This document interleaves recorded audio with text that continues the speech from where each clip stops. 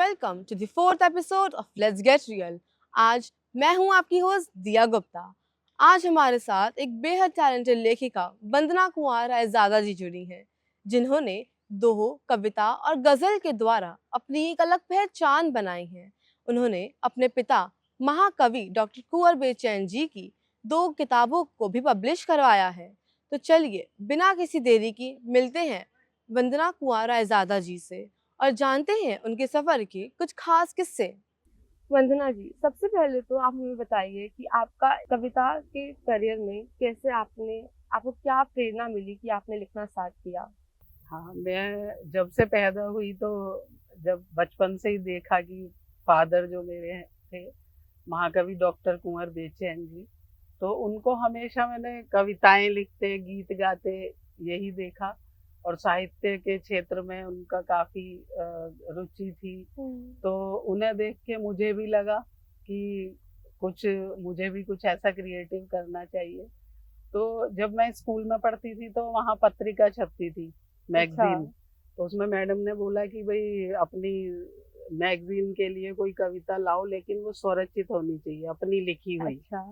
तो मैंने घर आके पापा को बताया कि ऐसे मैडम ने बोला है, और जो है मैं उन्होंने बोला है स्वरचित। तो पापा ने कहा कि ठीक है, लिखो। तो मुझे लगा कि मैं कैसे लिख पाऊंगी, आप तो इतना अच्छा लिख लेते हैं। बोले नहीं, प्रयास करो, लिखो, लिख सकती हो तुम भी। तो मैंने फिर कॉपी पेन लेके बैठी, और शायद मैं उस समय 4th क्लास में थी।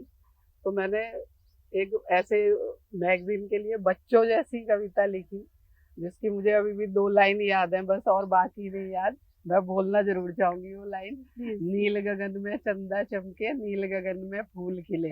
और मैंने ऐसे करके पूरी एक वो कविता लिखी, और वो उस स्कूल की मैगजीन में छपी।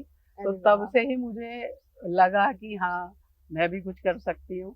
तो पापा ने मुझे प्रेरणा दी, बचपन से मुझे उनसे ही प्रेरणा मिली। और मेरी माँ जो वो भी बच्चों की कविताएं लिखा करती थी, तो दोनों से ही मुझे बचपन से प्रेरणा मिली। अरे वाह! आपने अपने पिताजी की अभी 2 किताबें पब्लिश करवाई हैं, उसका एक्सपीरियंस कैसा था? अ, मेरे पापा कोविड में गए, तो उनके बाद बहुत सारी उनकी अप्रकाशित सामग्री रह गई, जो नहीं छप पाई। वो चाहते थे उसको बुक का रूप देना, लेकिन अब ये सौभाग्य मुझे मिला कि मैं उनकी जो अप्रकाशित सामग्री है उसे छपवा पाऊँ। तो मैंने कोशिश की। एक उनके जाने के बाद हमने जब उनका सामान देखा, तो उसमें एक माहिया संग्रह था, एक ताका संग्रह और एक जनक छंद संग्रह। ये अलग अलग विधाएं हैं साहित्य की, और इसमें बहुत कम लोगों ने लिखा है। तो मुझे लगा कि मेरे पिता ने देखो, एक अलग अलग, वो वैसे भी जब थे तब भी अलग अलग विधा में लिखा करते थे। और ये भी किताबें उनकी हमने कोशिश की कि छपवाएं। और मुझे बहुत अच्छा लग रहा है कि जब वो एक किताब का रूप लेकर आई, और मुझे ये सौभाग्य मिला, मैंने उसकी प्रूफ रीडिंग और कोशिश की अपनी तरफ से कि उसको अच्छे से अच्छा मुख पृष्ठ और अच्छे रूप में मैं सबके सामने ला पाऊँ। अरे वाह! आप एक शिक्षकार्य भी हैं और कवियत्री भी हैं, तो वो बैलेंस आप कैसे रखते हैं दोनों के बीच में? हाँ, ये बचपन से ही, जैसा मैंने कहा, साहित्य में भी रुचि हुई।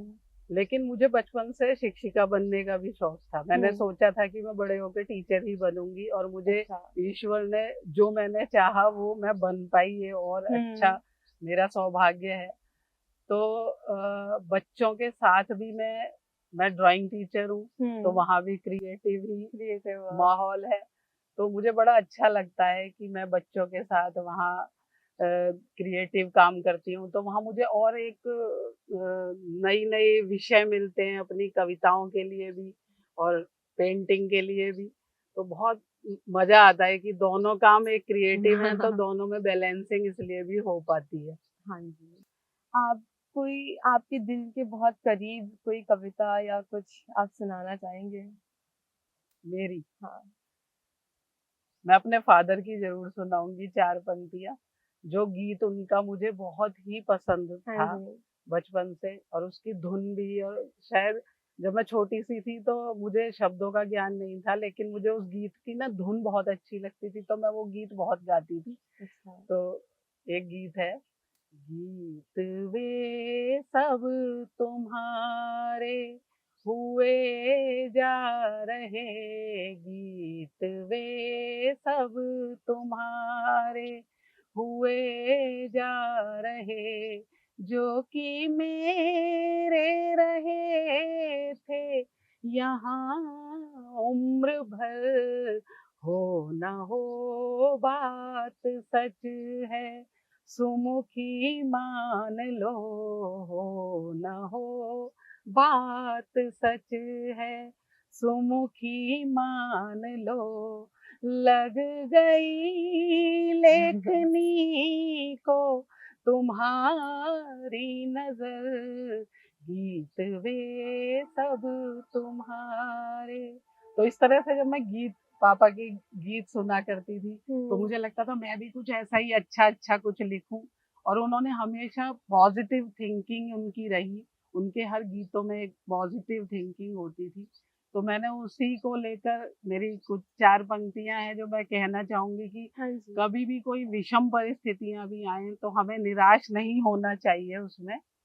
तो मैं कहती हूँ, मत डरो तुम मुश्किलों से, सामना करते रहो, मत डरो तुम मुश्किलों से, सामना करते रहो, हो सभी दुख दूर ये ही प्रार्थना करते रहो, है बहुत मुश्किल सफर ये जिंदगी का दोस्तों, बस मिले खुशियों की मंजिल, कामना करते रहो, बस मिले खुशियों की मंजिल, कामना करते रहो।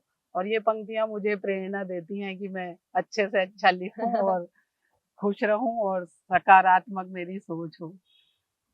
जैसे आपने बोला कि ये पंक्तियाँ आपको प्रेरणा देती हैं और आगे कौन-सा ऐसा काम आप कुछ अभी कर रहे हैं, कुछ लिख रहे हैं, उसके बारे में कुछ बता सकते हैं? मैं गजल, दोहे, हुँ। माहिया हाँ। इन विधाओं पर लिखती हूँ। गीत भी मेरी एक विधा है हुँ। और मन है कि मैं साहित्य में जिस तरह से भी योगदान दे पाऊँ, हुँ। मेरा अच्छा से अच्छा योगदान रहे साहित्य में। और बड़े-बड़े साहित्यकारों को पढ़ना, उनकी रचनाओं को सुनना, हाँ उससे जी। ही हमें नई-नई भाव मिलते हैं, नए विषय आते हैं हमारे दिमाग में। तो मैं यही चाहती हूँ कि जैसा भी मैं संभव हो पाए अच्छा-अच्छा करूँ और समाज के लिए भी कुछ अच्छा करना चाहती हूँ, जैसे गरीबों की शिक्षा के लिए या वृद्धाश्रम, अनाथ हुँ। आश्रम। तो हमारी जो फाउंडेशन है, हुँ। महाकवि डॉक्टर कुंवर बेचन हाँ फाउंडेशन हमने जी। बनाई। उसका भी ये उद्देश्य रहता है कि हम उस वृद्धाश्रम, अनाथ आश्रम के लिए और गरीबों के लिए काम कर पाएँ और जो साहित्य को समर्पित रहे रचनाकार, हुँ। उनको हम सम्मानित करना हमारा एक उद्देश्य रहता है हर वर्ष। Wow! This is so great. Thank आप यू। 16 साल की उम्र से टीवी और रेडियो पे अपनी आप कर रहे हैं। तो बचपन से ही एक्सपीरियंस कैसा रहा आपका? बचपन में मतलब आपको कैसा सपोर्ट मिला फैमिली से? बहुत अच्छा, मेरे मम्मी और पापा हमेशा सपोर्ट करते थे। जब मैं स्कूल में भी थी तो वहाँ हुँ। पर भी मैं कॉम्पिटिशन्स में पार्टिसिपेट करती थी। स्वरचित रचनाओं की कविता प्रतियोगिता हुँ। होती थी। उससे पहले किसी भी रचनाकार की कविता सुनानी होती थी तो मैं उसमें नेचुरल है कि अपने पिता की कविताएँ सुनाया करती थी और उसमें पूरा ड्रेसअप भी वैसा ही होके जाना होता था। तो मैं अपने पापा की तरह पैंट शर्ट पहन के पूरा वो करती थी वहाँ पे और वहाँ फर्स्ट आती थी। और उसके बाद भी कॉलेज से भी मैंने बहुत से प्राइज़ जीते, जो कविता प्रतियोगिता में।